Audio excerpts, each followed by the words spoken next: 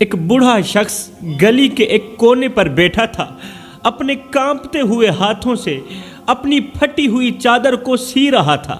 جب کوئی راہ گیر اس کے قریب سے گزرتا، جب کوئی مسافر اس کے قریب سے گزرتا تو یہ بوڑھا شخص اپنی لرزتی ہوئی آواز میں پوچھتا، روتے ہوئے پوچھتا، بیٹا کیا تم نے میرے بیٹے کو دیکھا ہے؟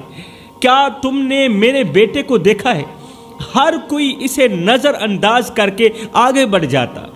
وہ بوڑھا وہیں بیٹھا اپنی کمزور آنکھوں سے ہر طرف دیکھتا رہتا اور ساتھ ہی کہتا رہتا، لوگو تم نے میرے بیٹے کو دیکھا ہے، تم نے میرے بیٹے کو دیکھا ہے۔ ایک دن ایک نوجوان اس بابا جی کے پاس آیا، قریب بیٹھ کر پوچھا، بابا آپ کا بیٹا کہاں ہے؟ بار بار تم کہتے ہو لوگو تم نے میرے بیٹے کو دیکھا ہے، بتاؤ تو صحیح تمہارا بیٹا کہاں ہے؟ یہ سنتے ہی بوڑھے باپ کی آنکھوں میں آنسو آ گئے۔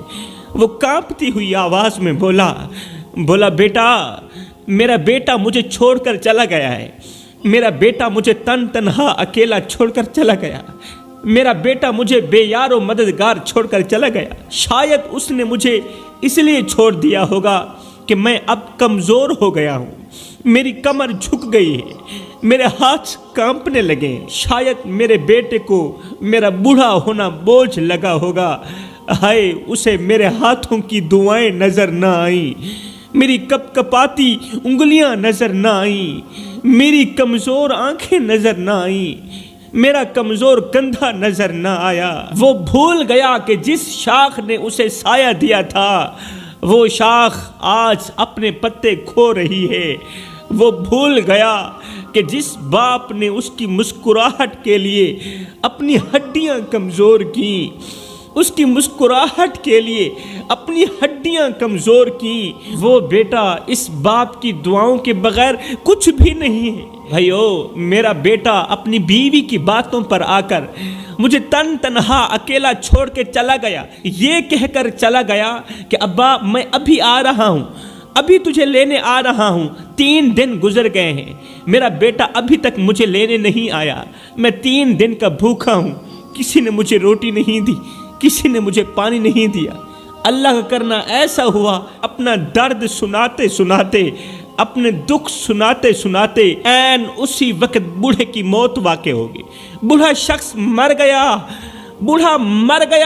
مگر مرنے سے پہلے ایک جملہ دے کر مرا تھا۔ کہنے لگا، بھائیو جا کر میرے بیٹے کو کہہ دینا، او میرے لخت جگر، میرے نور نظر، تو نے میرے ساتھ جو کچھ بھی کیا میں نے تجھے معاف کیا، تو نے مجھے نوکر سمجھا میں نے تجھے معاف کیا، تو نے مجھے دھکے دے کر گھر سے باہر نکالا میں نے تجھے معاف کیا، تو میرا بیٹا ہو کر میرے ساتھ نوکروں کا سا سلوک کرتا رہا، میں نے وہ بھی تجھے معاف کیا، مگر بیٹے میری ایک چھوٹی سی خواہش ہے، آخری خواہش ہے، یہ پوری کر دینا کہ جب بھی میری قبر پر آنا تو مسکراتے ہوئے آنا، روتے ہوئے مت آنا، کیونکہ اس وقت تیرے آنسو صاف کرنے کے لیے میرے پاس ہاتھ نہیں ہوں گے تیرے آنسو صاف کرنے کے لیے۔ اس لیے جب تو میری قبر پر آنا تو مسکراتے ہوئے آنا، روتے ہوئے مت آنا۔ اگر تو روتے ہوئے میں باپ کی قبر پر آئے گا تو قبر کے اندر بھی مجھے سکون نہیں ملے گا کہ میرا بیٹا رو رہا ہے۔ ہائے وہ باپ جو ساری زندگی اپنے اولاد کے دکھ سہ کے جیا، آج اپنے آخری وقت میں بھی ظالم اولاد کو معاف کر کے ہی اس دنیا سے رخصت ہو رہا ہے۔ جوانوں رات کا سناٹا تھا، مدینے کی گلیاں خاموش تھیں اور ہر طرف سکون کا عالم تھا۔ اچانک مسجد نبوی کے قریب سے ایک درد بھری آواز گونجی۔ اچانک مسجد نبوی کے بالکل قریب سے ایک درد بھری آواز گونجی۔ وہ آواز کچھ اس طرح کی تھی کہ یا اللہ میں نے تیرے دیے ہوئے امتحان پر صبر کیا، میری اولاد کی طرف سے مجھے جو دکھ ملے میں نے قبول کیے، مجھے جو درد ملے میں نے قبول کیے۔ یا اللہ میں نے اپنی اولاد کے لیے اپنا سب کچھ قربان کیا، اپنی اولاد کے لیے اپنا سب کچھ کھو دیا، مگر آج وہی اولاد مجھے دھتکار کر بھکاری بنا کر چلی گئی۔ آج اس اولاد نے مجھے دھکے دے کر گھر سے باہر نکال دیا، مجھے دھتکار کر بھکاری بنا گئی۔ اللہ، کیا یہ وہی اولاد ہے جسے میں نے اپنی دعاؤں سے مانگا تھا، جس اولاد کو رو رو کر مانگا تھا؟ میں اپنی رگوں سے خون نکالتا رہا، اولاد کی رگوں میں ڈالتا رہا، میں اپنے منہ سے روٹی کے نوالے نکالتا رہا، اولاد کے منہ میں ڈالتا رہا۔ کیا یہ وہی اولاد ہے جس نے مجھے دھکے دے کر گھر سے باہر نکال دیا، جس کی وجہ سے میں دن رات پریشان ہوں؟ ادھر سے حضرت سیدنا عمر فاروق رضی اللہ تعالی عنہ، آپ کا معمول تھا کہ آپ رات کو مدینے کی گلیوں میں گشت فرمایا کرتے تھے۔ معمول کے مطابق آج بھی آپ مدینے کی گلیوں میں گشت کر ہی رہے تھے، گشت پر ہی تھے کہ حضرت عمر فاروق بابا جی کی یہ دل دہلا دینے والی آواز سن کر رک گئے، آپ ٹھہر گئے۔ حضرت عمر نے فوراً بابا جی کی طرف قدم بڑھائے، قریب جا کر ایک بوڑھے شخص کو مسجد کے دروازے کے قریب زمین پر بیٹھے ہوئے پایا۔ آپ نے دیکھا ایک بوڑھا شخص ہے، چٹی داڑھی ہے، مسجد نبوی کے قریب زمین پر بیٹھا رو رہا ہے۔ اس بوڑھے کے ہاتھ آسمان کی طرف اٹھے ہوئے ہیں اور آنکھوں سے آنسو بہ رہے ہیں۔ اللہ اکبر۔ حضرت عمر فاروق رضی اللہ تعالی عنہ نے بابا جی سے نرمی سے پوچھا، بابا کیا بات ہے؟ تم اتنے غمگین کیوں ہو؟ تم اتنے پریشان کیوں ہو؟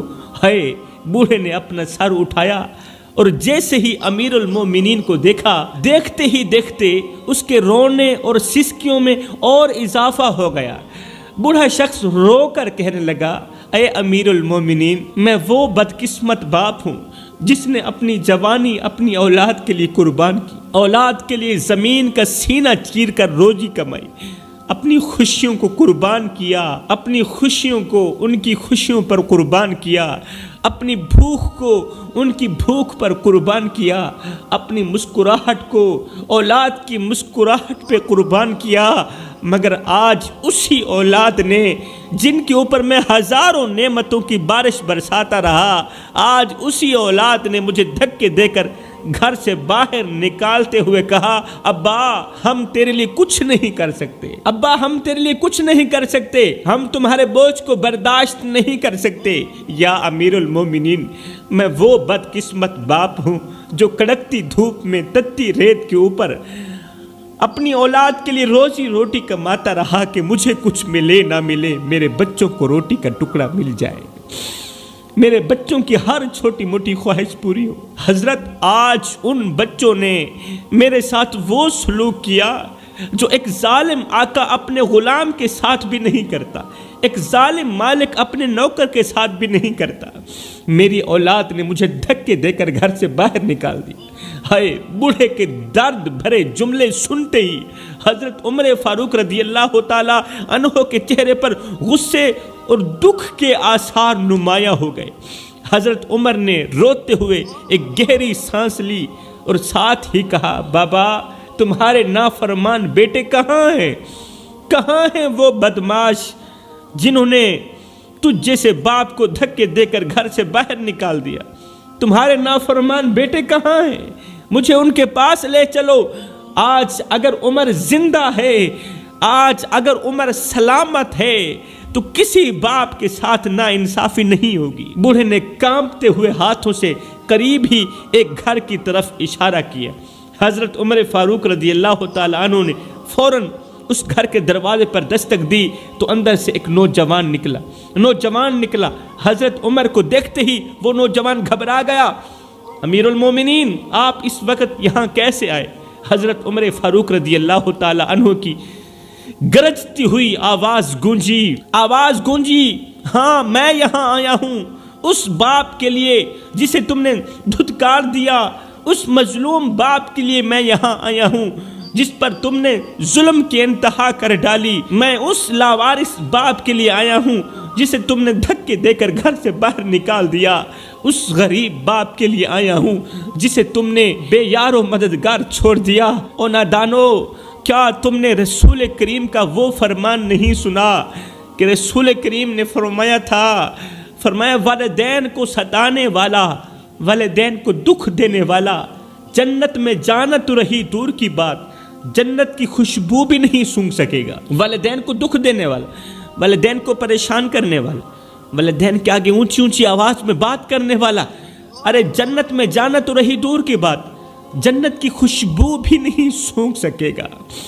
یہ سنتے ہی اس نوجوان نے ہاتھ جوڑے، باپ کے قدموں پر ہاتھ رکھتے ہوئے کہا، حضرت مجھے معاف کر دیجئے، مجھ سے بہت بڑی غلطی ہو گئی، آج کے بعد میں اپنے باپ کی نافرمانی نہیں کروں گا، میں باپ کی خدمت کروں گا، مجھے نہیں پتا تھا، میں نادان تھا، نہ جان سکا کہ باپ کی رضا میں ہی اللہ کی رضا ہے، باپ کی خوشی میں ہی اللہ کی خوشی ہے، باپ کی خدمت میں ہی اللہ کی خوشی ہے۔